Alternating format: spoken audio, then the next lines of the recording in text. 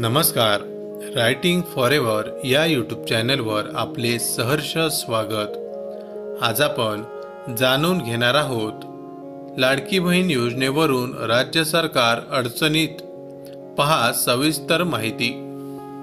राज्य सरकारने आर्थिकदृष्ट्या दुर्बल महिलांसाठी मुख्यमंत्री माझी लाडकी बहीण योजना सुरू केली आहे. ज्या कुटुंबातील वार्षिक उत्पन्न 2.5 लाख रुपयांपेक्षा कमी आहे त्या कुटुंबातील महिलांना या योजनेचा लाभ दिला जातो. या अंतर्गत दर महिन्याला 1500 रुपये थेट लाभार्थी महिलेच्या बँक खात्यात जमा केले जातात. जुलै 2024 मध्ये या योजनेची अंमलबजावणी सुरू झाली आणि आतापर्यंत 9 हप्ते लाभार्थींना वितरित करण्यात आले आहेत. पण या योजनेमुळे राज्याच्या अर्थव्यवस्थेवर ताण येत असल्याचे समोर आले आहे.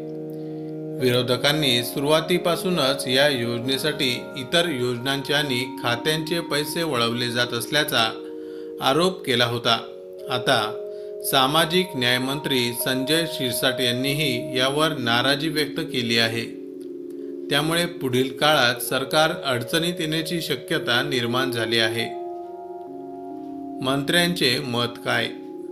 सामाजिक न्याय मंत्री संजय शिरसाट म्हणाले, लाडकी बहीण योजना चांगली आहे आणि त्यासाठी निधीही द्यायलाच हवा. मात्र विकासाची कामे थांबवणं योग्य नाही. विशेषतः सामाजिक न्याय आणि आदिवासी खात्याला घटनेच्या तरतुदीनुसार निधी द्यावा लागतो. त्यात कपात करता येत नाही.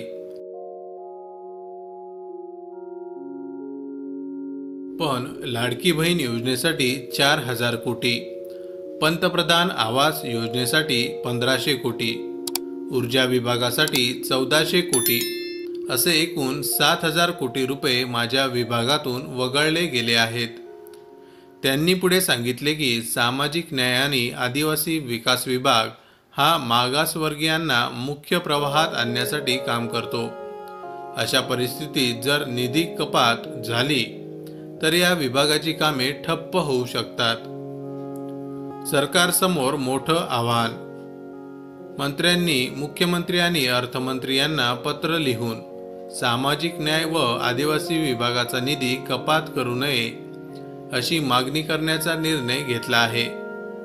त्यांनी असेही स्पष्ट केले की या खात्यातील निधी वळवताना संमती घ्यायला हवी होती, कारण कायद्याने अशा निधी कपातीवर मर्यादा आहेत.